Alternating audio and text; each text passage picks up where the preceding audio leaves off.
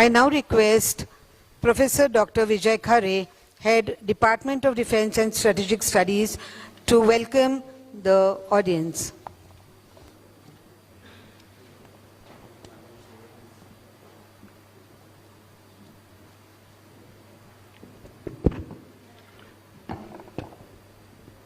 Very good morning, respected Chief of Defence Staff, General Anil Chauhan, PVSM, UISM, AVSM, SM, VSM, Lieutenant General A.K. Ramesh, Commandant College of CME, Commandant Military College of Engineering, Vice Admiral Ajay Kochar, AVSM, NM, Commandant National Defence Academy, Sri Jaydevji Ranade, President, Center for China Analysis and Strategy, Air Marshal Bhushan Gokhale, PVSM, AVSM, VM, Director, Center for Advanced Strategic Studies, Honorable Vice Chancellor of Savitribai Phule Pune University, Professor Suresh Gosavi, Honorable Pro Vice Chancellor, Savitribai Phule Pune University, Professor Parag Kalkar, very eminent scholars in the August House, respected all decorated officers, my colleagues, representative from electronic and print media, invited chairpersons, speakers, especially our foreign friends, dear students and colleagues. I would like to welcome all experts, particularly who comes from different part of the country. On behalf of Savitribai Phule Pune University, I welcome to each one. I am very happy today we are going to inaugurate third strategic dialogue on emergence of China and its implication on global security environment or global world. This strategic dialogue we have started from last 3 years, and this is the third strategic dialogue we are going to have it. Before that, let me just give a background of the department. Department of Defense and Strategic Studies was established after 1962 war with China in 1963. The idea of establishing the department to the layman, particularly young generation, must understand what kind of threats we have, how to understand, conceptualize security issues. And Savitribai Phule Pune University established Department of Military History initially. Then in 80s, it was converted in Defense Studies, and then 90s, again, it has extended Defense and Strategic Studies. So this department is not just only focusing on understanding military issue or defense studies issue, also strategic issues. I'm very happy that this is one of the best learning center in the country where large number of decorated army officers from the Indian Air Force are part of the department. At presently, we have 3 Chair of Excellence sponsored by Indian Army, Indian Air Force, and now we are also looking forward from Indian Navy. In 1994, first kind of Chair of Excellence was established by Indian Army to recall the memory of General B.C. Joshi. He was initiated this idea, and in fact, this is the only university we have put the name of the general in one university gate, and when His Excellency means the Honorable General Chauhan entered in the site, the name of the gate is the General B.C. Joshi Gate.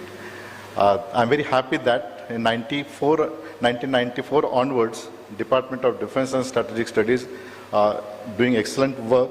In fact, recently, in 2020, there was a call for sponsoring the Chair of Excellence in the Indian military history, and we, myself, represented were interviewed, and we got a 2 crore grant from Ministry of Defense, and this is the first kind of department which is dedicated study is going on understanding carry out the Indian military history.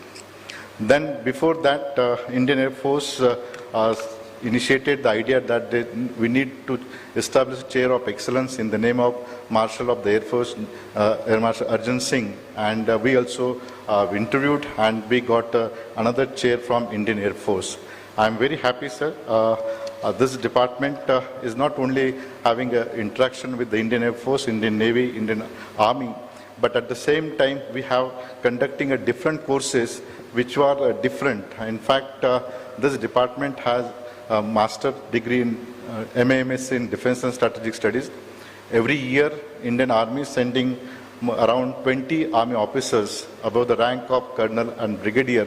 They are with us. Some of them are doing independent research. Some of them are working. They are getting a master degree. And whatever they do research, we are sending to the MOD for the policy of, options, whatever their recommendation comes, and that is a dedicated work they are submitting in the department.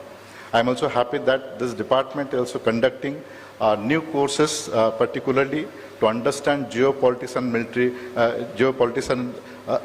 geography. We are going to start new course in next year, that is a master program in geopolitics and international relations, undergraduate program in Fire Integrated Geopolitics and International Relations, as well as to considering the nature and understanding of Chhatrapati Shivaji Maharaj. Very few policy makers aware about the understanding of what kind of strategic thinking he has developed. So we have first department in the country. Initially we come up with the postgraduate diploma in Chhatrapati Maharaj vision and nation building, and now we are going to convert that PG diploma into the master program, which is going to sponsored by Government of Maharashtra, as well as Savitribai Phule Pune University is going to contribute in that. I am very happy, sir. We have large number of students. When initially started the department activity in 2017, their total number of the students are around 40, but now we have extended 11 postgraduate diploma and few master program, and total strength is around 400. Some of the courses online and offline. This is one of the best learning center in not only in Maharashtra but in the country, and I'm trying to convert this department is one of the best center of learning in it. It's not only in India but in South Asia. So I'm very happy, sir. You have given a time to us. Our student, our faculty is willingly interact with you, as well as welcoming you. Once again, I welcome each one for going to attend this program. This is the third strategic dialogue. First strategic dialogue we had in 2022, and that time Mr. Peter Riemele, former resident representative of India to Konrad Adenauer Germany, he inaugurated the first strategic dialogue. The second strategic dialogue, Chief of General Manoj Pandey, PVSM, AVSM, VSM, ADC, and Chief of Army Staff, he inaugurated second strategic dialogue. And today, sir, you are going to inaugurate third strategic dialogue on China. I am very happy to welcome once again on behalf of Savitribai Phule Pune University. My understanding about this topic after US election, if you understand China, after coming US election, entire geopolitics, entire international security environment is going to shift after US election, and lot of happening is going on. And in the changing nature of global security environment, each one must understand where will be China, where will be India, and what kind of our strategy should be focused. And in that context, we have organized this dialogue. Very eminent scholars, very eminent speakers we have invited. Some of them are also going to speak online. And all this event is open for across our university affiliated colleges student also. So I'm very happy that around 5 to 6 lakh students are also watching this event. online, and we have make it on website, and this message is going to not only in Indian student or Savitribai Phule University, but this message is going to everyone. So with this word, once again, thanks for giving your valuable time. Thank you very much. Thank you, sir. Thank you, sir. Thank you. May I now request Air Marshal Bhushan Gokhale, retired, PVSM, AVSM, VM, Director of Center for Advanced Strategic Studies, Pune, to address the August gathering. Good morning to all of you, ladies and gentlemen.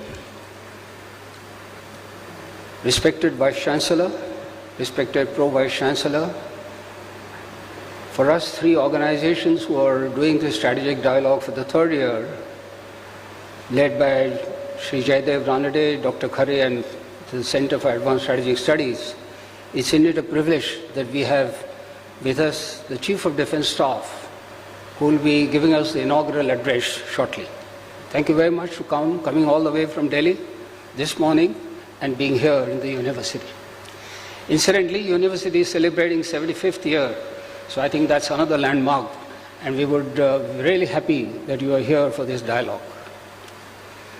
Ladies and gentlemen, I'm also glad to mention to you that a large number of students are sitting behind, which is a very healthy sign. Because rise of China, I think, is something that all of us are worried about. On the 3rd of May, 1998, just a few days after the departure of Chinese Defense Minister General Fu Honghui from China and his delegation, Mr. George Fernandez, then the Minister of Defense, declared China as threat number one. Some, of course, read it as enemy number one. He also mentioned that Chinese are not only helping Pakistan, but also interfering in many neighboring countries of India and in anti-India activities. He also said that what has come to known as a string of pearls, he mentioned that in that particular speech, and about the nuclear weapons which China had deployed in Tibet.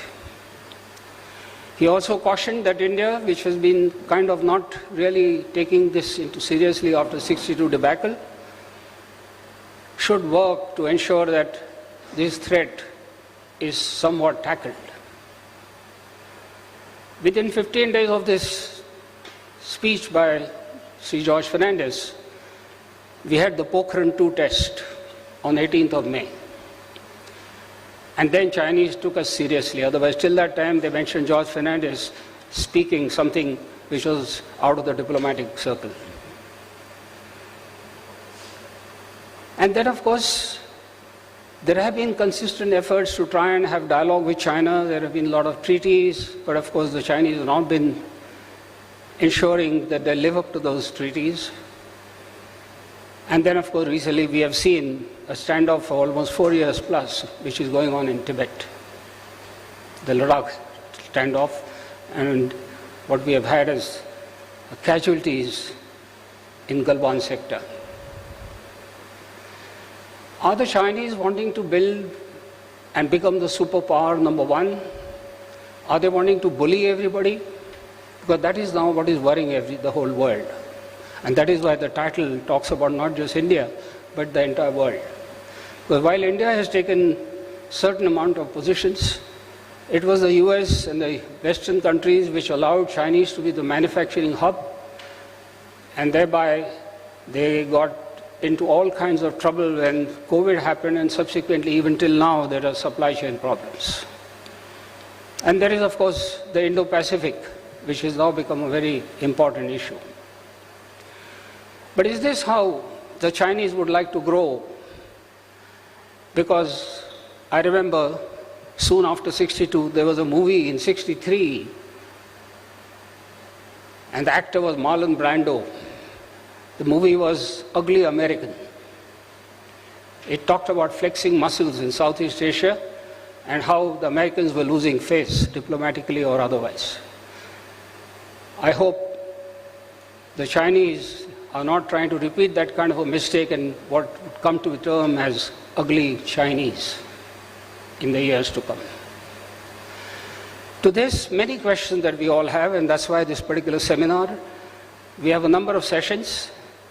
Soon after the inaugural address by the CDS, we will have the first session between Mr. Jaidev Ranade and Nitin Gokhale talking about China's strategic agenda, and thereafter China's hybrid warfare, chaired by Air Marshal Soman, and the speakers are Good Captain Ajay Lele, Nitin Gokhale, N.C. Bipendra, and Dr. Kiran Karnik.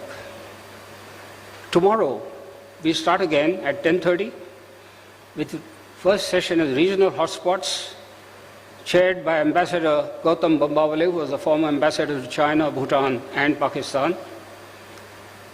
It will be participated by Mrs. Namrata Hasija, Colonel Nalin Heret, and Dr. Alwai Digboja. After tea, there would be a roundtable which will be chaired by me, and the speakers are Air Vice Marshal Manmohan Bahadur, Lieutenant General Khalita, who was the Commander Eastern Army Command till recently, Vice Admiral Anup Singh, and Ambassador Gautam Bambawale. This will be followed by a valedictory session in which we will be listening to Dr. Shailendra Devlankar, and of course the three of us would try and sum up some of the things that we have heard in 2 days. I'm sure there will be enough time for chairs would give it for question answers, and we will welcome them. Thank you very much. Jai Hind. Thank you, sir. I now request Mr. Jaideva Ranade, President, Center for China Analysis and Strategy, New Delhi, to address the gathering. Mr. Jaidev Ranade, President, Center for China Analysis and Strategy. Thank you.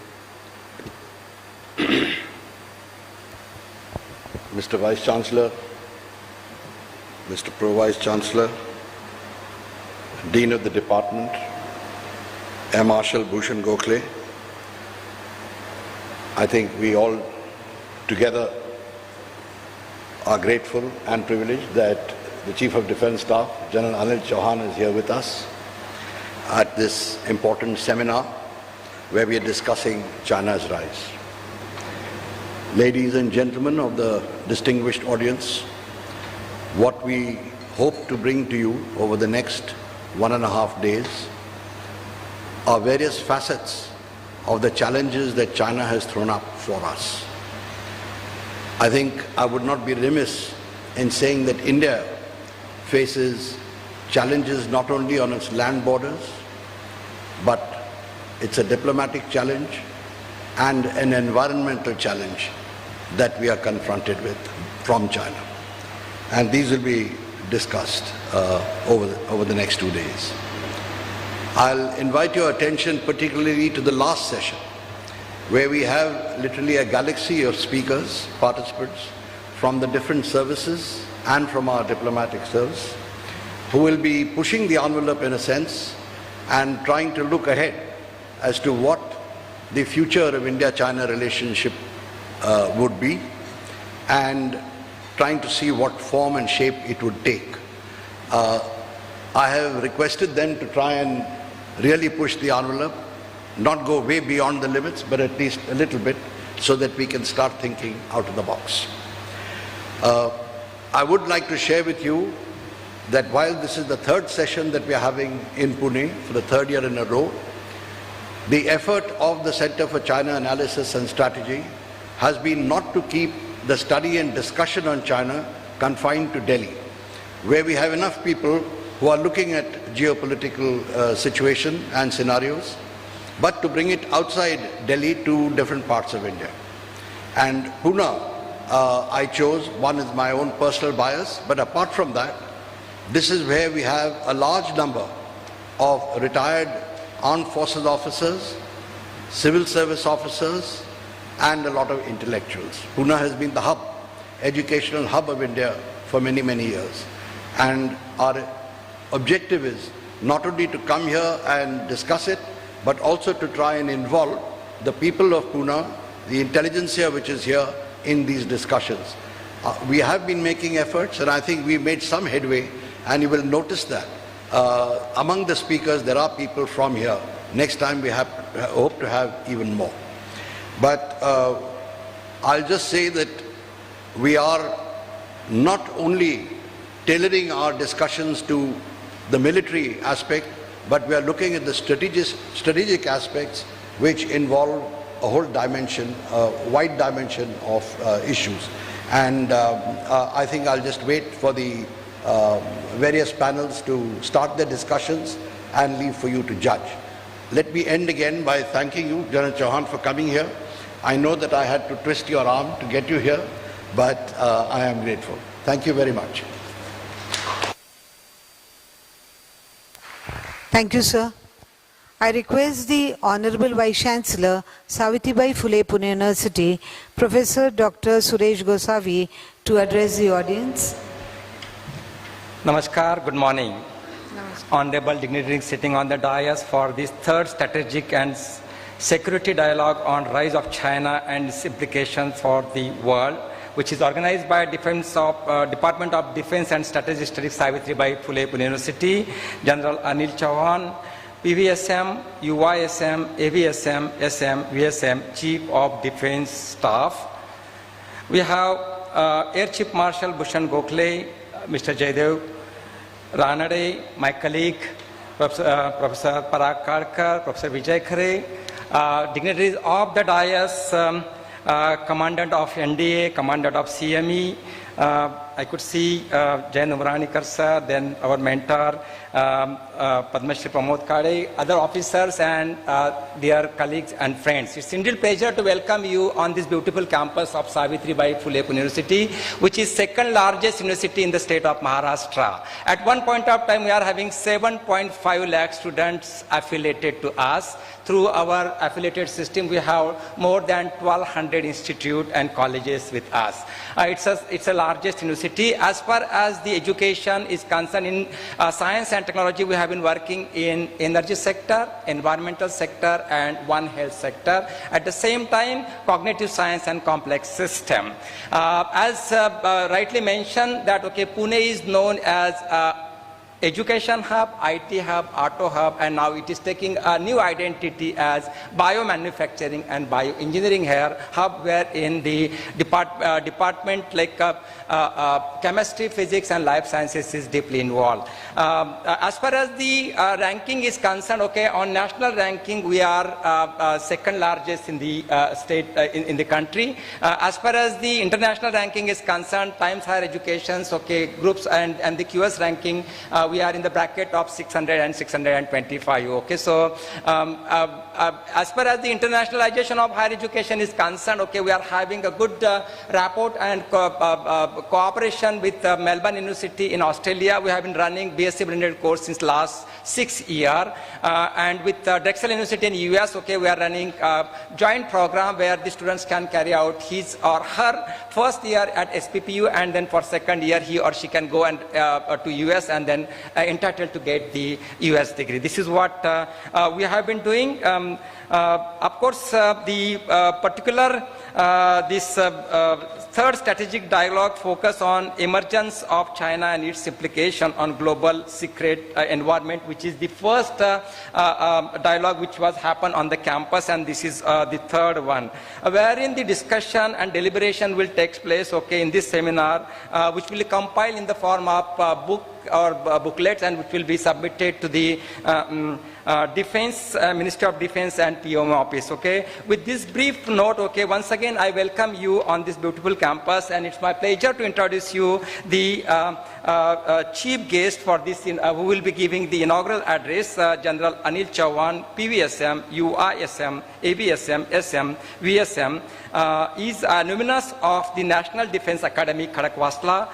In infantry officer, he was commissioned into the 6th Battalion, the 11th Gorkha Rifles in June 1981 from Indian Military Academy, Dehradun.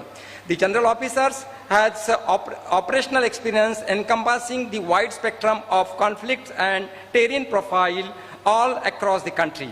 He commanded his battalion on the line of control and the breach in the northeast. He returned to the valley to command 19th Infantry Division and commanded a corps in the northeast. He was General Officer Commanding-in-Chief of the Eastern Command and later was appointed as Military Advisor to the National Security Council Secretariat.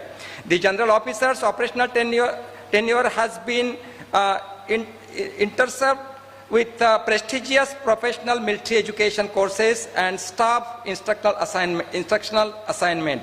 He is a graduate of the SSC Wellington, Army War College, Mahu, and National Defense College, New Delhi.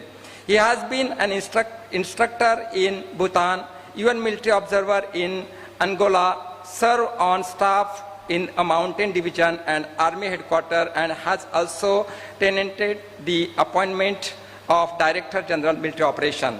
He was awarded MPhil degree from Madras University in 2012 and has authored 2 books, Aftermath of Nuclear Attack, History of 11 Gorkha Rifles Regimental Center. The General Officer has assumed responsibility of a Chief of Defense Staff on 30th September 2022. With this brief introduction, once again I welcome you, sir, on this beautiful campus and request you to deliver your keynote address. Thank you very much. Jai Hind. Thank you, sir. General Anil Chauhan, PVSM, UISM, AVSM, SM, VSM, Chief of the Defence Staff, to deliver the inaugural speech. Honorable Vice Chancellor of Savitribai Phule Pune University, Dr. Suresh Gosavi, Pro Vice Chancellor, Dr. Parag Kalkar. We have Dr. Vijay Khare, Dean, Department of Defense and Strategic Studies, Air Marshal Gokhale, who is Director, Center for Advanced Strategic Studies, and Sri Jaydev Ranade. Distinguished members of the audience, amongst which I can see a large number of serving officers whom I have known, and those retired, who have been former postmates and colleagues. Friends from the media, students who've joined us today, either physically or on a virtual kind of mode, good morning to everyone. Let me begin by saying that as an ex-NDA, which was mentioned by the Chancellor himself, that it's always a happy moment to come back to Pune. It's because I find it not only nostalgic, but also invigorating and exhilarating. Besides the National Defense Academy, Pune is home to a large number of military and defense establishments. It's also home to the legacy of Maharaj Chhatrapati Shivaji, the valiant Marathas, and the fearless Peshwas, thus making Pune an actual epicenter of strategic cultural thought. I'm glad to be here in Pune. First of all, I want to express my deepest appreciation to Savitribai Phule Pune University's Department of Defense and Strategic Studies, Center for Advanced Strategic Studies Pune, and Center for China Analysis and Strategy for organizing this well-conceived seminar on China. Standing here within the premises of a premier educational institution and having been invited by a number of think tanks which are actually focused on China, I feel as a sense of duty and obligation to urge and exhort our scholars, business leaders, officers and policy makers to focus their attention on China, because its ambitions and shortcomings will, in my view, shape the nature of international environment for times to come. Napoleon purportedly had once said, "China is a sleeping giant. When she wakes, it will shake the world." That sounds prophetic and almost seems to be coming true. Today, the world stands at an important crossroad of history, where a significant shift is taking place in the global power dynamics, reflecting on Paul Kennedy's seminal work, The Rise and Fall of Great Powers, we are reminded of the cyclic nature of power and the intricate balance between military might and economic sustainability. The expansion of China's military capabilities and increasing strategic ambitions exhort us to reflect deeply on the world we aspire to live in. The pursuit of power without the grounding of ethical principles threatens not only the delicate balance of international relations, but also ideals like peaceful coexistence, respect for sovereignty and territorial integrity, non-interference, and mutual respect. All this that underpins the established norms of good international behavior. It's for that very reason that India's philosophy of Vasudev Kutumbakam, the world being one family, needs to be imbibed at a global stage. Ladies and gentlemen, when Mr. Jaydev Ranade persuaded me, or in his word, arm twisted me, to come to Pune actually, and asked me to deliver this inaugural address for this particular seminar, he left the topic of my subject, he said it open-ended. He said, you're the CDS, you can speak on anything what you like. And the seminar was on China, and that actually made my job very, very difficult. I was contemplating, I was in a dilemma as to what should I speak on. I could have spoken on future war, future warfares. I could have spoken on reforms which we are undertaking in the armed forces, because the post of CDS actually has been created for getting the armed forces to reform themselves. I could have spoken about military leadership, higher defense organizations. But then, of course, I settled down for something more contemporary for all of us. I thought I'll speak about a few challenges that I foresee that will affect our national security in times to come, and primarily because of another adversary. Then what I'll do is, after that, I'll articulate my views on two existential questions actually that are also in some way related to China, and that's the subject of the seminar. And why I'm doing so is because I'm an academic institution. I thought that I'll talk about two issues. What should be the strategic outlook of India, whether we should have a continental kind of an approach or a maritime approach, and the role of Air Force in future combat. I think that will make Air Marshal Bhosle very happy. Talking about challenges, let me begin by stating that we are all living in a very uncertain kind of world. The global geopolitics is in a state of flux. While some analysts may say that we are entering into an era of new Cold War, but others believe that the world order is entering into an era of global disorder. The established and recognized rules and maxims of diplomacy are fading away, and the new ones are emerging. Events are unfolding at a speed and pace that exceeds the ability of decision makers to react effectively. The fluidity of global dynamic mandates a paradigm shift in our comprehension of conflict and security. The emergence of new geopolitical actors and the proliferation of asymmetric threats blur the traditional boundaries between peace and war, necessitating an agile and adaptive response. The existing geopolitical uncertainty needs the reassessment of both strategic and tactical perspectives. Adapting to this uncertainty constitutes, in my view, one of the biggest challenges not only India faces, but the world faces at present. The second important challenge that we all face today is this rapid advancement in technology, or march of science and technology. Technology affects everyone actually. It affects businesses, it affects production, it affects education, it affects the way we actually communicate. It then affects social behavior. No aspect of human life is untouched by it. Technology is advancing at an unparalleled kind of pace.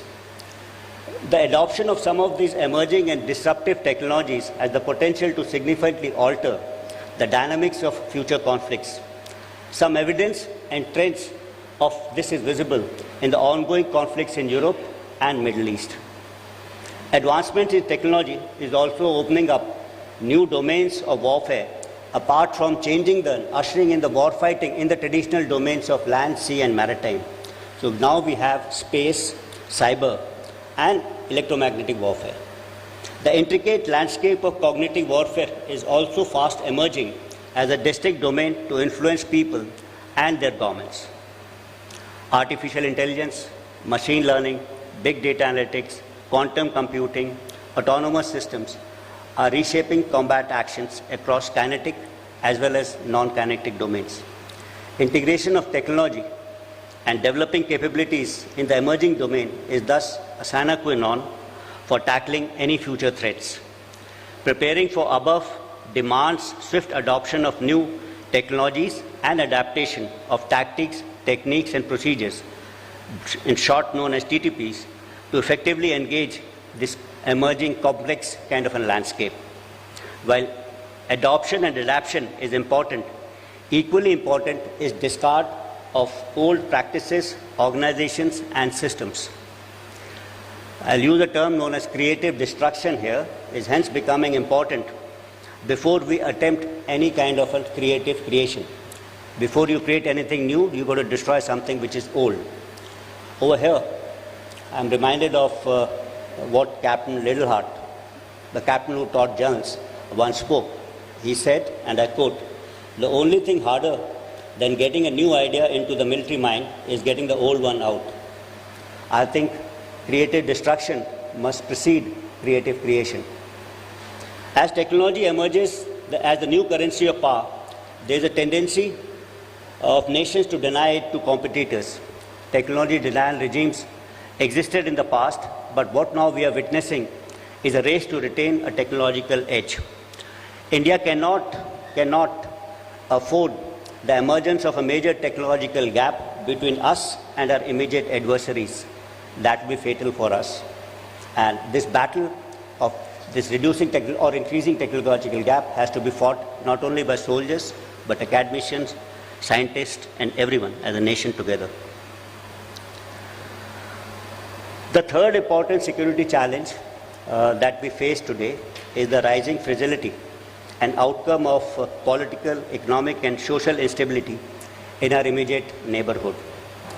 India seems to be the only island of stability in a sea of turmoil, turbulence, and tumult. Political, economic, and social instability in countries in our immediate neighborhood, and you can, a number of them actually, I don't have to count them, make them vulnerable to foreign influence. Our adversaries in the past have taken advantage to it, thereby increasing India's vulnerability and security problems. That, I think, is a major security challenge. Lack of stable governance structures, effective law enforcement mechanisms can create safe havens for criminal activities, including narcotics, drugs, human trafficking, and arms smuggling. These activities not only undermine regional security, but also have the potential to destabilize our security environment. Instability in our immediate and extended neighborhood has to be seen in the light that India needs to expand its footprint to cover all those crucial gaps where other people can come and fill in, actually. It will not be India's long-term security interest that Chinese play a game of Chinese checker, or what they call as a game of Waiki or a game of Go in India's backyards. India aspires and must become the first responder and the preferred security partner in the Indian Ocean region. Increasing India's influence across the entire Indian Ocean region or part of the Indo-Pacific may be beyond the national capabilities of any one single nation. Hence it is important that we work with nations who are like-minded and work in close cooperation and coordination with friends and partners in this particular endeavor. The fourth challenge, what we face today, is unsettled borders. The ancient frontiers of India started taking shape of firm borders under the British, but they could only get the legitimacy of international, they could not get the legitimacy of international borders. On independence, thus, we inherited disputed borders. Occupation of Tibet by China made them as a new neighbor, and the partition of India created a new nation that thrived on hostility and hatred towards us. Today, India has disputed borders with both her neighbors. Disputes followed by conflicts have led to the emergence of terms like line of actual control, line of control, and actual ground position line.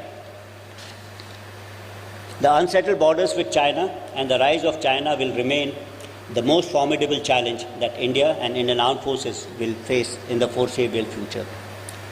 The armed forces need to maintain the legitimacy of our claims during peacetime on these disputed borders. This will require very astute handling of the PLA at all the friction points, calibrated firmness, and both sides to operate within the ambit of agreed rules of engagement. Like all disputed borders, there will be a tendency by the adversary to create new facts or markers,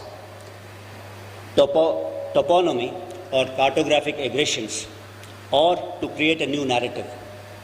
This again will have to be countered collectively by all of us at all levels. That would include academicians, strategists, thinkers, students. Everyone has to do it together. Day before yesterday, at the India Today conclave, the External Affairs Minister said there is more to Sino-India relations than the border dispute. Similarly, in an increasingly interconnected world, Sino-India relations cannot be viewed in a binary kind of a perspective. The rise of China affects other nations as well, and we must look at like-minded nations for an equitable balance while remaining cognizant of the fact, as a popular idiom says, that one must be prepared to fight its own battles. Now let me share the two views which I spoke about at the beginning. This issues which have been debated for quite some time, whether India should have a maritime kind of an approach or a continental approach. The strategic outlook of any nation is shaped by geography and its historical experience. Those who do not understand geography are likely to be condemned by history. Geography impacts geopolitics, geoeconomics, and indeed strategic thinking of nations. In fact, in all these words, geopolitics, geoeconomics, geostrategy, geography precedes those particular words, signifying the importance of geography. Implications of geography on strategy has been a debate for the past 2 centuries. One of the most famous continental-centric thought process had been the heartland theory presented by a British geographer, John Halford Mackinder, in 1904 on Eastern Europe and Central Asia in his classic essay, Geopolitical Pivot of History. The theory attempted to challenge the prevailing thought process of maritime supremacy, which was articulated by thinkers such as Alfred Thayer Mahan through his work, The Influence of Sea Power Upon History, which was written in 1890s. Allow me to extend this particular debate between the continent and maritime into the Indian context. I believe that India is a continental power because of its huge landmass. We have a large population that is dependent on its survival on that very land and its livelihood. And by and large, we being an agrarian society, there exists a natural affinity for all of us for terra firma, that's the land.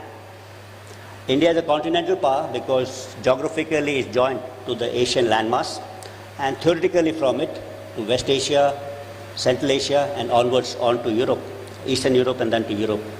It's also connected to Southeast Asia. India is also a maritime power because of its peninsular shape, which is jutting out into the Indian Ocean, flanked by 2 island territories, which actually give depth to its mainland. And then in the Indian Ocean region, we are the only country of significance as compared to other littorals or other coastal states. The access to Indian Ocean region is restricted. If you start from the east, it's Malacca, Sunda, Lombok and Ambivatar. And if you look at west, it is Cape of Good Hope and Bablemanda. So India predominantly enjoys an important place in this particular IOR as compared to other states which I said. And historical evidence from the time of Cholas support this particular view, where our influence ran beyond the Indian Ocean region. India is home to 1.4 billion people, but unfortunately, it cannot exploit the advantage of the land bridge which it has, which I said earlier, to Central Asia or to Eastern Europe and then onwards to Europe. And that's because of this disputed boundary we have with the northern neighbor and with the western neighbor. Disputed land boundaries impinge upon sovereignty and territorial integrity. It cannot exploit the land connectivity towards east. We also cannot exploit the land connectivity towards the east because of perpetual problem in Myanmar. So that's again a challenge. So in fact, that makes India actually a kind of an island nation. And the only hope for India is towards the seas for the future. So India's future economic growth, it needs open seas and freedom of navigation. It cannot allow the sea routes to get blocked like the land routes. So as I said, India is a huge island nation, and while I believe our immediate threats and challenges will lie on the borders, which remain disputed, our destiny in the long term will lie in the seas. India must reinforce its preeminent position in the Indian Ocean region, a gift that has been given to us by geography. Indian Ocean region is a vital link between Europe, Middle East and Southeast Asia and the Indo-Pacific region, and hence its importance from the point of view of international trade. This issue is also important from the challenge that we face along our northern borders. The second issue I thought I'll put across for debate is the role of air power. I'll now shift my focus to the next viewpoint on the emerging role of air power in future combat and war, which again, in some extent, has a relevance to today's seminar. On the issue of air power, there are two issues that have dominated our debate. Firstly, is the use of air power so escalatory that and is that why it finds its use only in a full-scale war? India did not consider the use of air power in the 1962 war, thinking that it will escalate the situation further. And still we feel that most of us would think that use of air power is only relevant in a full-scale kind of a conflict. The second issue is air power most effective when it is used as an independent instrument or when it is used in coordination with other surface forces? Let me begin with the role of armed forces, including the Air Force in peacetime.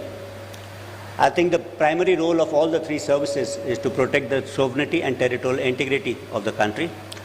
The concept of sovereignty in all the three domains is slightly different from each other. In land, if you look, I think the concept of sovereignty is absolute. If there is an infringement on land, there is a need to vacate that immediately. However, as far as the air is concerned, again the sovereignty is absolute in the air domain, but any intrusion is only of a temporary nature. Thereafter it goes away.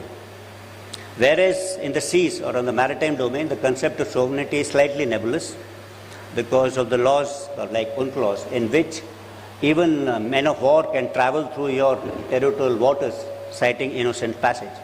So inside your own territorial waters. So this concept is slightly, what I said was nebulous in all the three services.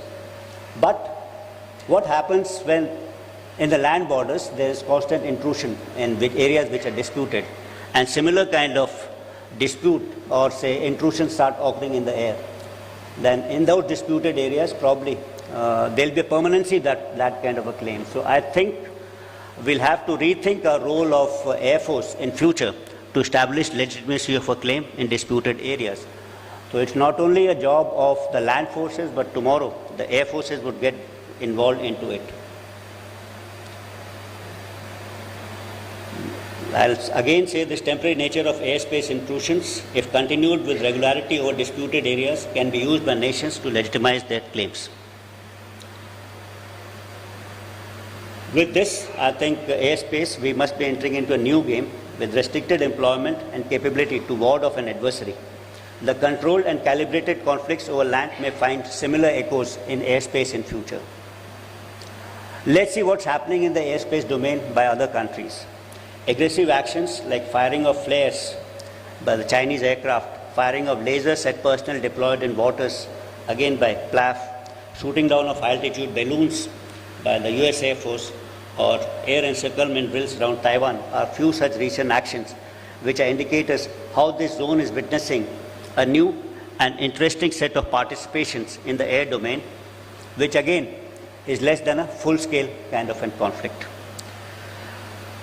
The third change what we are seeing is the use of space between what was traditionally known as air and space, that is the near space domain. The zone between air and space, termed as near space, is a continuum, has further increased the degree of complexity. In recent times, what we are witnessing is development of capabilities like high-altitude balloons, airships, high-altitude pseudo-satellites, hypersonic weapons, which are adding a new dimension to this particular threat. Another adversary has demonstrated capabilities in this field, and the enhancing envelope of airspace demands that we evolve as an airspace power to provide the right solutions to mitigate these challenges. The second aspect of this particular debate about air power was partly covered yesterday, a day before, in the India Today seminar, in May, when a question on this was thrown. I believe that the notion of air power of a nation is merely as a support arm, is a conservative thought in the contemporary military affairs, and therefore will have to be put to rest. It's important to understand that Air Force is the only service that, apart from carrying out independent operations, can effectively support the operations of other two services, and the reverse is not true. Such is the lure of air power that the other two services and even paramilitary forces actually now aspire to have an air force of their own. And when they do so, most of them treat them as a part of their executive branch of fighting force. In conclusion, I would like to say that in today's geopolitical landscape, the stages of competition, crisis, confrontation, conflict, and combat coexist near simultaneously. This continuum necessitates a redefinition of conventional notions of security. It requires reviewing our priorities and deliberating our options while retaining our traditional beliefs for building a force which is future ready for every kind of eventuality. As we navigate through this uncertain and unpredictable era, it's paramount that we remain vigilant, agile, and forward-thinking. It would demand that we would embrace innovation, foster collaboration, and nurture a culture of excellence which can ensure that India stands resilient against evolving threats and emerge as a formidable force for maintaining peace and stability in the region. With that, ladies and gentlemen, I have reached the end of my address today. Thank you very much. Jai Hind. Have a pleasant day. Thank you, sir. I request the Honorable Pro Vice Chancellor, Savitribai Phule Pune University, Dr. Parag Kalkar, to propose a vote of thanks. Very good noon to all of you.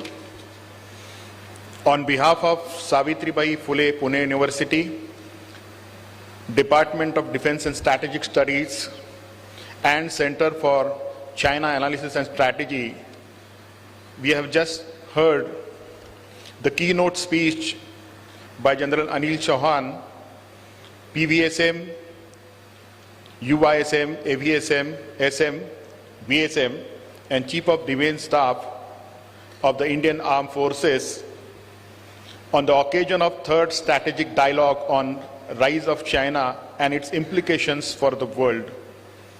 The dignitaries present today on the dais, Honorable Dr. Sushesh Gosavi sir, Vice Chancellor of Savitribai Phule Pune University, Mr. Jaydev Ranade, President, Center for China Analysis and Strategy, New Delhi, Air Marshal Bhushanji Gokhale, PVSM, AVSM, VM, Director of CDSS Pune, the brain behind this strategic dialogue, Dr. Vijay Khare sir, who is Head of the Department of Defense and Strategic Studies at Savitribai Phule Pune University, dignitaries of the dais, Shri Jayant Umranikar sir, Head of various defense establishments in Pune, senior officials from Indian Defense Field, Armed Force, expert from the defense, member of electronic and print media. Sir, your deeper insights into the challenges of future about the national security, role of armed forces in the present geopolitical landscape, future technology and its impact, advanced and emerging technology and its impact on warfare, AI, ML, and autonomous system, insist on the integration of technology and creative disruption. Sir, your views and thought process has given this third strategic dialogue a different dimension for the forthcoming discussions and deliberation during these 2 days. We would like to thank you for your time and your guidance on this inaugural session. I would like to thank all the guests who are present for this strategic dialogue, and I wish this 2 days deliberation a best wishes. Jai Hind, Jai Maharashtra. Thank you, sir. We'll have a quick photograph on the dais with the dignitaries, the chairpersons and the speakers, as well as the important army dignitaries can quickly have a photograph here. Outside? Outside. So, sir, एकच photograph म्हणतायत. एकच photograph.